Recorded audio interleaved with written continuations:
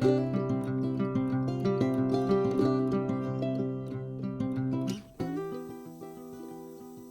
y'all, welcome to another episode of A Holy Rust Revival.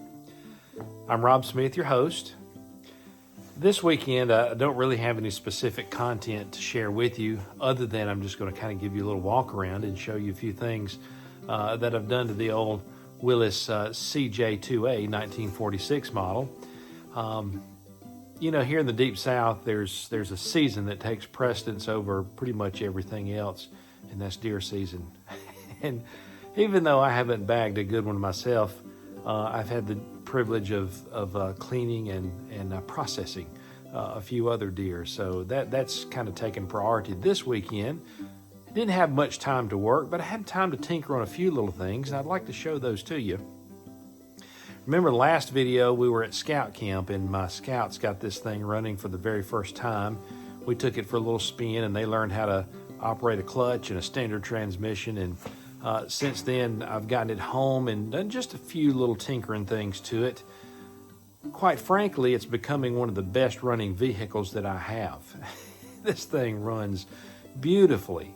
So let me take you a little spin around what's happened to the old CJ-2A. We've done some wiring. I've had the exhaust put in. I need to show you the exhaust. That's very exciting. Oh, and it sounds beautiful. I didn't want it to be extremely loud. You know, the older I get, the quieter I kind of like things, but it has a nice little rumble. You can tell it's there, but it's not overly extreme, if you know what I mean. So let's get this camera turned around. Let me quit bumping my gums and show you some things done to the old Willis. I wonder what Tristan is doing today. Hey, buddy, how you doing? Your Uncle Rob loves you. Okay, I've put some hood blocks on, and these hood blocks are here so that when I let the hood up and it hits that top frame up there, it doesn't smack in metal to metal. It kind of cushions, but also when you let the windshield down, the windshield rests on this instead of it just hitting against that metal hood all the time. So great, wonderful modification they did back in the day. Now my modification is this. I think these were supposed to be oak blocks, but I actually cut some cedar. This was a cedar tree that I cut on my farm a few years ago, and this is cedar wood, eastern red cedar. Anyway, it's cedar that I cut off the farm, and it's special to me because it actually came off this property, so that's cool. Got the headlights working. Now the Scouts actually wired up one beam for me to be able to drive in the dark to a parent night that we had. So I was able to rewire everything and do my high and low beams, and those are working out. I'll show you that in just a moment. Another modification made, and I'm really excited about this one. Y'all know, any of you who've ever driven an old Willis CJ-2A, how your knees are actually in your teeth when you drive because this seat is so far forward. I mean, literally, your legs are bent almost in a 90-degree angle trying to hit the clutch and brake pedal because of the seat. So look what I have done. Do you see how much further the driver's seat is back from the passenger seat? So what old feller did is he cut a line here. This corner, this edge used to be right here. So I made a cut along here, made a cut along here, straight down, and basically cut out that section and moved this section back and welded everything in. You can see there's a weld bead there, and all that's welded down at the bottom. So that enabled me to move the seat back about 6 inches, and it is so much more comfortable now that I can actually have plenty of leg room to hit the pedals.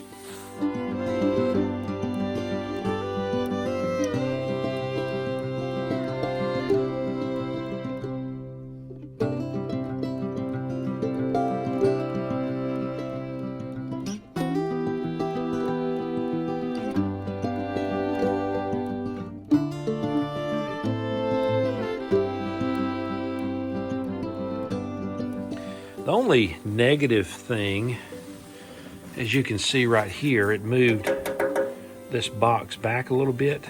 There might be a tire clearance issue. I mean, that's a lot of space right there, and I'm not planning on flexing that much. And honestly, I think I'm gonna work on these bump stops to move them down just a little bit so that the axle certainly won't flex up and hit that part right there. So that sacrifice was worth any kind of comfort I needed in this Jeep to be able to operate it. But do know if you make this modification, that's an issue. And if you run too much bigger tires on here, that could become a problem. But even still, if it does become a problem, could probably maybe cut off this section right here and put a flat piece of plate in there, because honestly, much of that is not even used down in here. So there's a lot of trimming and modification that could be made there. But that's great. I'm gonna do the passenger seat the same way.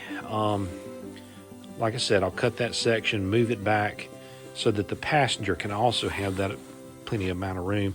But also, I just like for things to be symmetrical. I want both of my seats to be in line with one another. And by the way, I've ordered seat cushions from Big Willy. He's online if you look him up. It's gonna have zipper pockets back here and zipper pockets down here and a lot of memory foam stuff and kind of a brown tan seat cover. It's gonna be beautiful. It's gonna be very nice.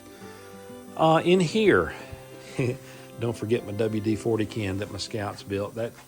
That's garnered a lot of attention since I've made the video. I also had to re-bend my gear shift because the old WD-40 can was trying to hit the steering wheel. So got that fixed. Don't pay attention to that wiring stuff for the moment. Got tail lights. Tail lights mounted. These are just flush mount LED lights that I got at a local, what they call Trucker Supply here in Meridian, Mississippi. But they're just flush mount tail turn lights. And boy, they are bright. And I'll show you that in just a moment. What else can we show you? Still working on wiring. I mounted the port for the computer. That's where if you have a check engine light and you need to hook a computer to it to check the codes. That's what that is right there. Look at that. How many times have you seen that now? 1946 Willis CJ-2A. Also, check engine light is right here. Now, when you cut the key on, remember in your vehicle that you get in every morning to go to work, when you cut the key on, the check engine light comes on so that you can see that it's working. So here you go. Look at there. So when you crank it, of course, that'll go off if you don't have a check engine light code. But when you turn the key on without cranking, it always comes on to let you know that it's actually working. We're gonna crank it up in just a moment.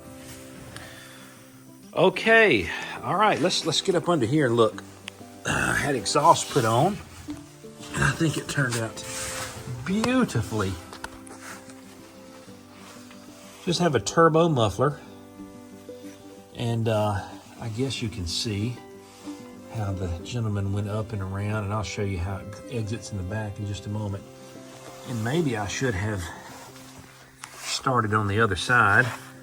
But pipe here, you can see O2 sensor was mounted in, so that was good. Cross over to the other side, and there's a Y pipe. Let me get up and go to the other side, and I'll show you that Y pipe. But ultimately, I'm going to build a skid plate that goes from here to just shy of this pipe on this frame. So I'm going to have a skid plate across here at some point to protect all of that, because that could get bashed up on some rocks or bad stuff in the future. So I'm going to have to take care of that. Okay, let's go to the other side.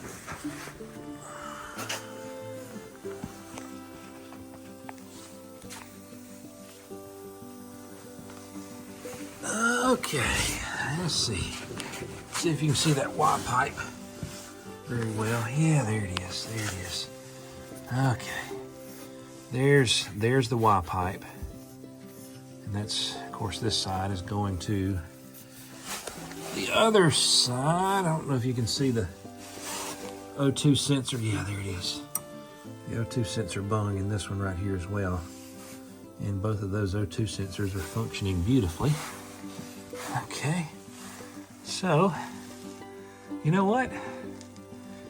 Old fella did a good job with as little room as he has to work with in this old Jeep. And on these old Willises, it's better if you put your muffler and everything on that side, on the driver's side, because the transfer case and everything is all shifted toward the passenger side. So it leaves you plenty of room right here to put a muffler. Let's look at the tailpipe. Man, old fella's grunting getting up off the floor, isn't he?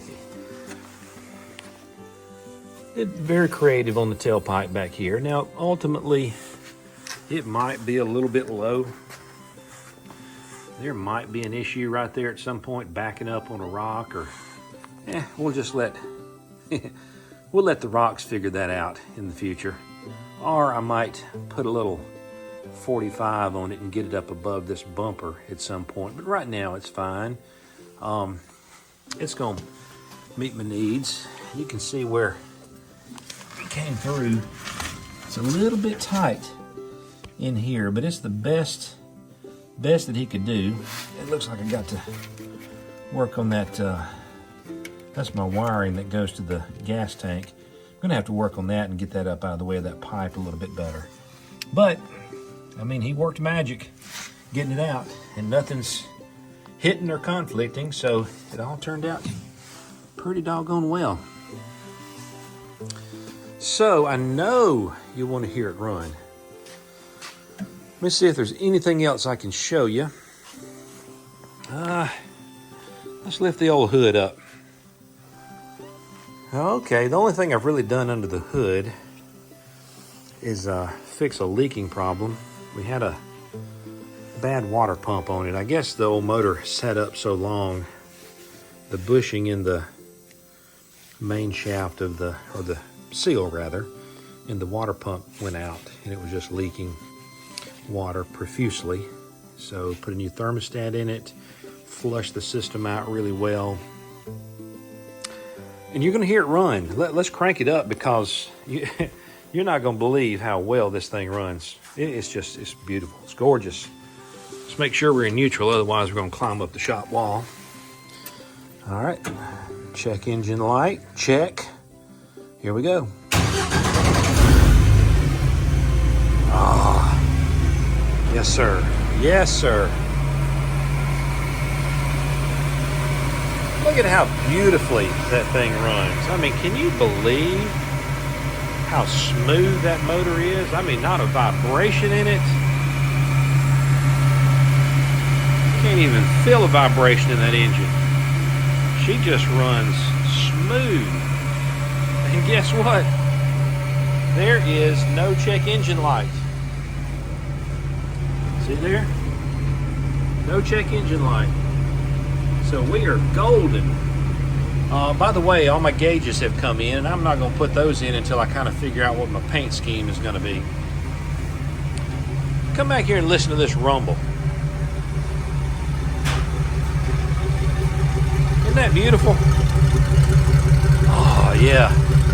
So you can tell it's there, but it's not too annoying, okay? That's age appropriate for a 50-year-old. What do you say? You want to hear your exhaust, but you don't really want everybody else to hear it. Plus, if you're out on a trail all day long, look, that gets annoying after a while. Ask me how I know. Let's rev her up a little bit.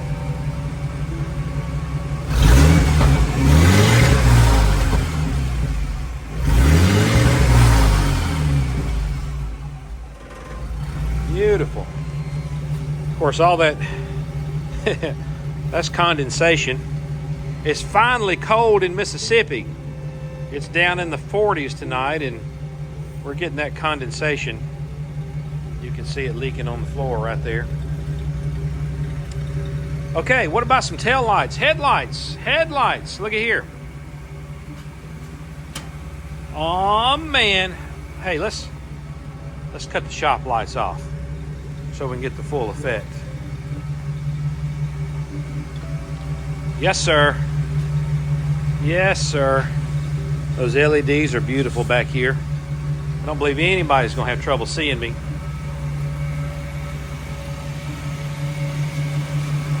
Believe it or not, these are headlights that came out of my junk pile. They look great. They look great.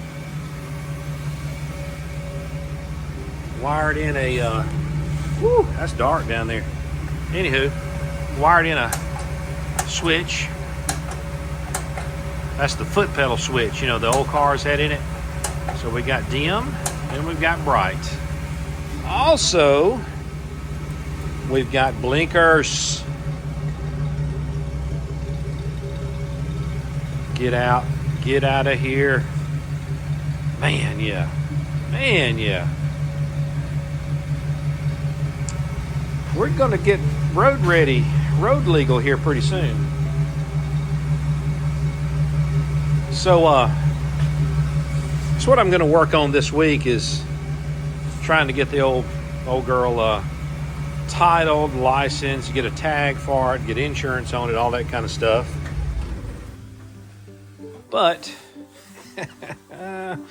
I couldn't be any happier with the way this old Jeep is turning out.